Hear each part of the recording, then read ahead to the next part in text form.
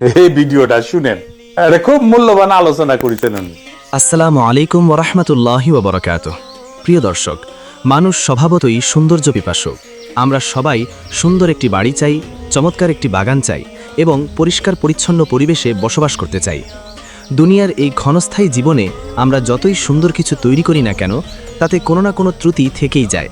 দুনিয়ার মাটি একসময় কাদায় পরিণত হয়, ধুলোবালিতে আমাদের শরীর ও পোশাক নোংরা হয়ে যায়।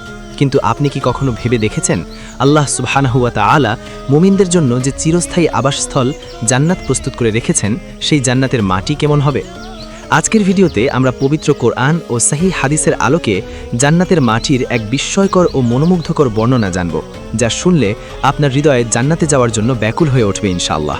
তাই ভিডিওটি শেষ পর্যন্ত দেখার অনুরোধ রইল। পবিত্র কোরআনে আল্লাহ তাআলা জান্নাতের বর্ণনা দিতে গিয়ে বারবার বলেছেন, জান্নাত এমন এক স্থান যার তলদেশ দিয়ে নদীসমূহ প্রবাহিত। আল্লাহ সেখানে দুধ, মধু, সুমিষ্ঠ পানি এবং পবিত্র পানীয়ের ঝর্ণাধারার কথা উল্লেখ করেছেন। কিন্তু জান্নাতের মাটি বা এর ভূমির সুনির্দিষ্ট ও বিস্তারিত বর্ণনা আমরা পাই আমাদের প্রিয় নবী রাসূলুল্লাহ সাল্লাল্লাহু আলাইহি ওয়াসাল্লামের একাধিক সহিহ হাদিস থেকে। জান্নাতের কোনো কিছুই দুনিয়ার মতো নয়। প্রখ্যাত সাহাবী আব্দুল্লাহ ইবনে আব্বাস রাদিয়াল্লাহু তাআলা আনহু বলেছেন, দুনিয়ার বস্তুর সাথে জান্নাতের বস্তুর কেবল নামেই মিল আছে, কিন্তু বাস্তবে এর গুণাগুণ সম্পূর্ণ ভিন্ন ও কল্পনাতীত। দুনিয়ার মাটিতে যখন আমরা হাঁটি তখন ধুলোবালিতে আমাদের পা নোংরা হয়, কিন্তু জান্নাতের মাটির প্রথম বৈশিষ্ট্য হলো এটি দুনিয়ার কোনো সাধারণ মাটি নয়। এটি পৃথিবীর সবচেয়ে মূল্যবান এবং সুগন্ধি বস্তু কস্তুরী বা মিস্ক দিয়ে তৈরি। সহিহ বুখারী ও মুসলিমের একটি বিখ্যাত হাদিসে এসেছে, রাসূলুল্লাহ সাল্লাল্লাহু আলাইহি ওয়াসাল্লাম মেরাজের রাতের ঘটনা বর্ণনা করতে গিয়ে বলেন, অতঃপর আমাকে জান্নাতে প্রবেশ করানো হলো। সেখানে আমি দেখলাম জান্নাতের গম্বুজগুলো মণি মুক্তার তৈরি, আর তার মাটি হলো খাঁটি কস্তুরী বা মিস্ক। সহিহ বুখারী 3437। প্রিয় দর্শক, একবার কল্পনা করুন, কস্তুরী হলো দুনিয়ার সবচেয়ে দামি সুগন্ধি, যা হরিণের নাভি থেকে সংগ্রহ করা হয়। মানুষ কয়েক ফোঁটা কস্তুরী পাওয়ার জন্য হাজার হাজার টাকা খরচ করে, আর সেই কস্তুরী হলো জান্নাতের ধূলিকণা বা মাটি।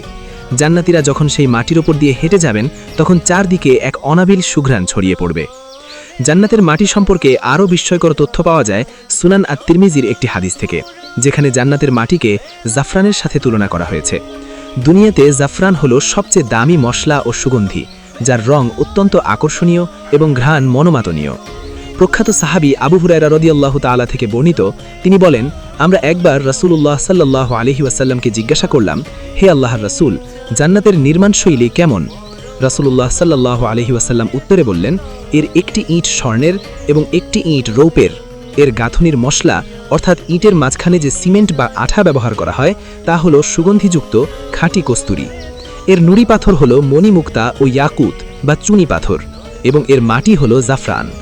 যে ব্যক্তি সেখানে প্রবেশ করবে সে চির সুখী হবে, কখনো হতাশ বা দুঃখিত হবে না। সে চিরকাল সেখানে থাকবে, কখনো মারা যাবে না। সুনান আত-তিরমিজি 2526। সুবহানাল্লাহ!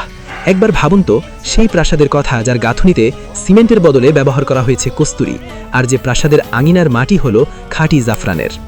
দুনিয়ার রাস্তায় হাঁটতে গেলে অনেক সময় কাঁকর বা নুড়ি পাথর আমাদের পায়ে ফুটে ব্যথা দেয়, কিন্তু জান্নাতের নুড়ি পাথরগুলো কেমন হবে? উপরের হাদিসটিতে আমরা জেনেছি জান্নাতের মাটির নুড়ি পাথরগুলো সাধারণ কোনো পাথর নয়, সেগুলো হলো চকচকে মণিমুক্তা এবং লাল রঙের মূল্যবান ইয়াকুত বা চুনি পাথর। জান্নাতীরা যখন এই মণিমুক্তার ওপর দিয়ে হেঁটে বেড়াবেন, তখন তাদের পায়ে কোনো আঘাত লাগবে না, বরং এটি তাদের জন্য এক অভাবনীয় প্রশান্তি ও রাজকীয় অনুভূতির সৃষ্টি করবে। জান্নাতের মাটির আরেকটি চমৎকার বৈশিষ্ট্য হলো এর শুভ্রতা বা সাদা রং। এটি এতই পবিত্র ও পরিষ্কার যা তা মানুষের চোখকে শীতল করে দেয়। মুসনাদে আহমদ ও ইবনে হিব্বানের একটি বর্ণনায় এসেছে, নবী সাল্লাল্লাহু আলাইহি ওয়াসাল্লাম বলেছেন, জান্নাতের মাটি সাদা আটার বা ময়দার মতো ধবধবে এবং তা খাঁটি কস্তুরীর সুগন্ধময়ী। দুনিয়ার কাদামাটি আমাদের কাপড় নষ্ট করে দেয়, কিন্তু জান্নাতের শুভ্র সুগন্ধি মাটি জান্নাতীদের পোশাকে লাগলে তা পোশাকের সৌন্দর্য ও সুবাসকে আরও বহুগুণ বাড়িয়ে দেবে। সেখানে কোনো ময়লা, আবর্জনা বা দুর্গন্ধের অস্তিত্ব থাকবে না। সব কিছুই হবে নিষ্কলুষ, পবিত্র এবং সুবাসিত। প্রিয় দর্শক, আল্লাহ সুবহানাহু ওয়া তাআলা এবং তার রাসূল সাল্লাল্লাহু আলাইহি ওয়াসাল্লাম আমাদেরকে জান্নাতের এই নিখুঁত বর্ণনাগুলো কেন দিয়েছেন জানেন? শুধু কি গল্প শোনার জন্য? না, এই বর্ণনাগুলো দেওয়া হয়েছে যেন আমাদের অন্তরে জান্নাতের প্রতি তীব্র আকাঙ্ক্ষা বা শখ তৈরি হয়।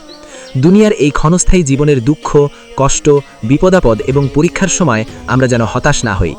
যখন ফজরের সময় ঘুম থেকে উঠতে কষ্ট হবে তখন জান্নাতের সেই জাফরানের মাটির কথা স্মরণ করবেন। যখন আল্লাহর রাস্তায় দান করতে মন চাইবে না তখন জান্নাতের স্বর্ণ ও রৌপের ইটের কথা স্মরণ করবেন। দুনিয়ার সামান্য সুখের জন্য আমরা কতই না পরিশ্রম করি, অথচ আমাদের আসল বাড়ি, আমাদের চিরস্থায়ী ঠিকানা তো সেই জান্নাত যার মাটি কস্তুরী ও জাফরানের তৈরি।